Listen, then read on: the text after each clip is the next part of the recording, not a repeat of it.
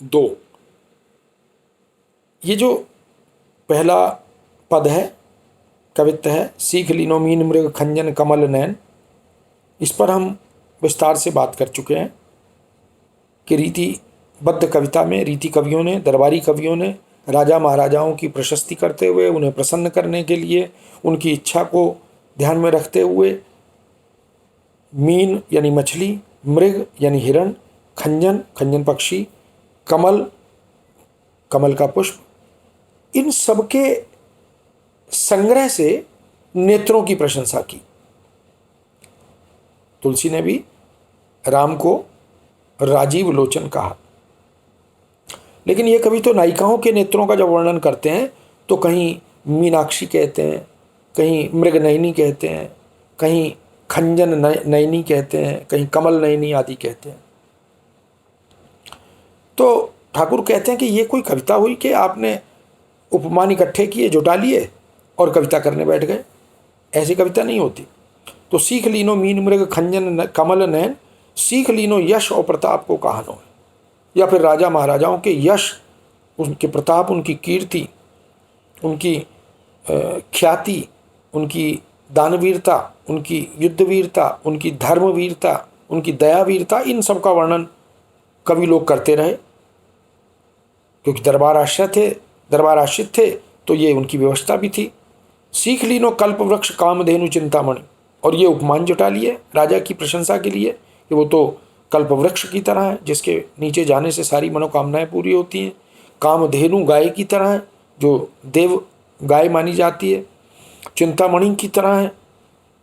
और सीख लीनो मेर ओ कुबेर किरानो है, और कुबेर की उपाधि से या बड़े बड़े अधिपतियों की उपाधि से, इनसे राजा महाराजाओं को विभूषित करते रहे।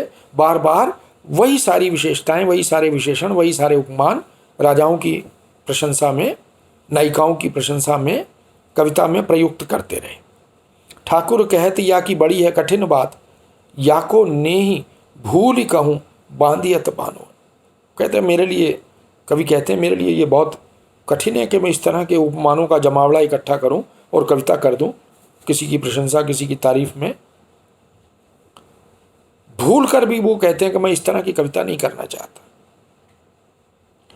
ढेल सो बनाए आई मेलत सभा के बीच, राज दरबार में, राजा की सभा में ढेले इकट्ठे की, पत्थर, बस 20 30 50 पत्थर इकट्ठे कर लिए और भवन बना दिया। तो ढेल सो बनाए आए मेलत सभा के बीच, लोगन कवित्त की वो खेल करी जानो। ये जो रीति कवि हैं, इन्होंने कविता को खेल बना दिया है कि इधर से शब्द, उधर से शब्द, उधर से उपमा, उधर से उपमा ली, कहीं विशेषण लिया, कहीं प्रतीक लिया और बना दिया, अलंकार लिया, अलंकारों में भी वही सारी आवृत्ति। तो उन सब पर ठाकुर ने, ये उनकी निडरता का परिचायक था। रीतिकाल के कवि थे, रीतिमुक्त कवि थे, लेकिन रीति काव्य की जो शैली थी उसको उन्होंने निशाना बनाया और अपने आक्रोश को व्यक्त किया। दूसरा छंद है, मोतिन कैसी मनोहर माल गोहे तो अक्षर जोरी मिलावे, प्रेम को पंथ कथा हरि नाम की बात अनूठी बनाए सुनावे। ठाकुर सो कवि भावत मोही जो राजसभा में बड़प्पन पावे, पंडित लोक प्रवीणन को जो चित्त हरे सो कवित्त कहावे। कविता क्या है? कविता किसे कहते हैं? हमारे यहाँ शास्त्र में काव्य का हेतु, काव्य का प्रयोजन, काव्य का स्वरूप, इस पर चर्चा हुई है विस्तार से। तो कवि ठाकुर भी कहते हैं कि पंडित लोक प्रवीणन को, पंडितों को, लोक को, पूरी जो लोक सृष्टि है, जो कविता का पठन वाचन श्रवण आदि करते हैं, पंडित लोक प्रवीणन को, और जो इन सब के पांडित्य और लोक तत्व की समझ रखते हैं, उसमें प्रवीणता रखते हैं, उनका जो चित्त हर ले, उन्हें जो विमुग्ध कर दे, उन्हें जो प्रसन्न कर दे, आनंदित कर दे, वही कविता है। उसी को जो चित्त हरे सो कवित्त कहावे, वही कविता है, वही कवित्त है, बाकी सब कविता नहीं है। मोतिन कैसी मनोहर माल गोहे तुक अक्षर जोरी मिलावे, मोतियों की तरह एक माला पिरो देना, एक के बाद एक। और मोतियों की माला का जो एक क्रम होता है, एक अनुशासन होता है, एक पद्धति होती है, वो बड़ी महत्वपूर्ण होती है। तो मोतिन कैसी मनोहर माल, मन को हर लेने वाली माला, तुक अक्षर जोरी मिलावे, और तुकांत आदि अक्षरों को मिलाकर व्यवस्थित करके विधिवत कविता में पिरो देना।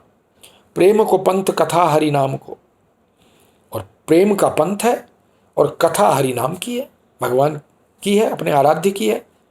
बात अनूठी बनाए सुनावे, इस तरह प्रेम भी हो, भक्ति भी हो, मोतियों की तरह शब्दों का गुथा होना भी हो, लय और आंतरिक अन्विति भी हो, ये सब जब कविता में होता है, बात अनूठी बनाए और विलक्षण कथ्य हो, अनूठी हो, जो पहले कुछ कह गए उनको बार बार दोहराने वाली कविता ना हो, मौलिकता, नवीनता ये हो।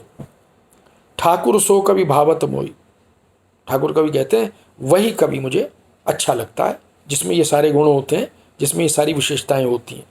जो राज्यसभा में बड़प्पन पावे, जिसकी कविता से राज्यसभा में, राजा की सभा में उसे बड़प्पन मिले, उसे वाहवाही मिले, उसकी जय जयकार हो।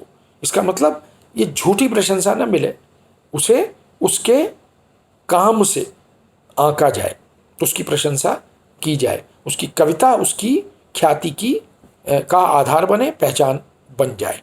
पंडित लोक प्रवीणन को जो चित्त हरे सो कवित्त कहावे, पंडितों का, लोगों का, विद्वज्जनों का, उन सब का जो प्रवीण है, निपुण है, दक्ष है, उनका जो चित्त हर ले वही कविता होती है। अगला छंद है, सेवक सिपाही हम उन राजपूतन के, दान युद्ध जुरिबे में नेक जो ना मुर्के। किनके सेवादार हैं, किनके सिपाही हैं? कवि कहता है हम ये झूठी प्रशंसा नहीं करते, उस राजा की प्रशस्ति करते हैं जो अपनी प्रजा की रक्षा करे, अपने देश की रक्षा करे। तो सेवक सिपाही हम उन राजपूतन के, उन राजपूतन शान के जो शासक हैं उनके सेवक हैं, जो दानवीर हैं, युद्धवीर हैं, और जो जुरिवे में नेक जो न मुर्के, और इस तरह के काम में यानी दान देने में और युद्ध करने में वो नेक भी थोड़ा भी विमुख नहीं होते, घबराते नहीं, अपने पद से विचलित नहीं होते, उनके हम सिपाही हैं। नीति देन वारे हैं मही के मही पालन को, और हम तो इस पृथ्वी के राजाओं को जिनके दरबार में हम कविता कर रहे हैं, हम तो उन्हें नीति की शिक्षा देते हैं, औचित्य बोध कराते हैं, क्या करना है क्या नहीं करना, उचित क्या है अनुचित क्या है, इसकी शिक्षा देते हैं। कवि उन्हीं के जो स्नेही साँचे उर के, और जो सच्चे हृदय के स्नेही हैं, सच्चे हृदय का सम्मान करने वाले हैं, हम उनके दरबारी कवि हैं। हम झूठी प्रशस्ति करने वाले, चापलूसी करने वाले कवि नहीं हैं। चोजन के चोजी रस मोजन के पातसा, और जो किसी पर कृपालु हो जाएं, दयालु हो जाएं, तो फिर रस से भरकर उदार हो जाते हैं।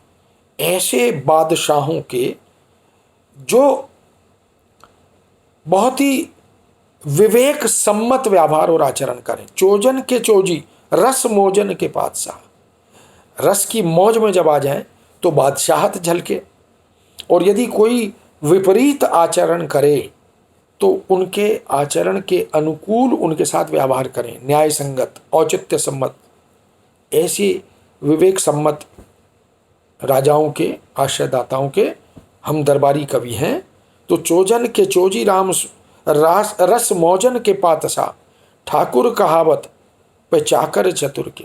ठाकुर कवि कहते हैं हम चाकर अगर हैं तो चतुर राजा के हैं, मूर्ख राजा के नहीं हैं, जो विलासिता में, जो भोग में, इनमें डूबा रहे, उसकी चाकरी नहीं करते। प्रशंसक हैं लेकिन उसके जो प्रजा के प्रति ईमानदार है, कर्तव्यपरायण है, निष्ठावान है, विवेकवान है, ऐसे राजा के दरबार में अगर रहना होता है तो वो गर्व की बात है। अन्यथा कवि कहता है कि मैं दूसरे किसी राजा की प्रशस्ति या दरबारी आशय ये स्वीकार करने के पक्ष में नहीं हूँ। तो ये वानगी है ठाकुर की कविता की, जिसको हम देख सकते हैं।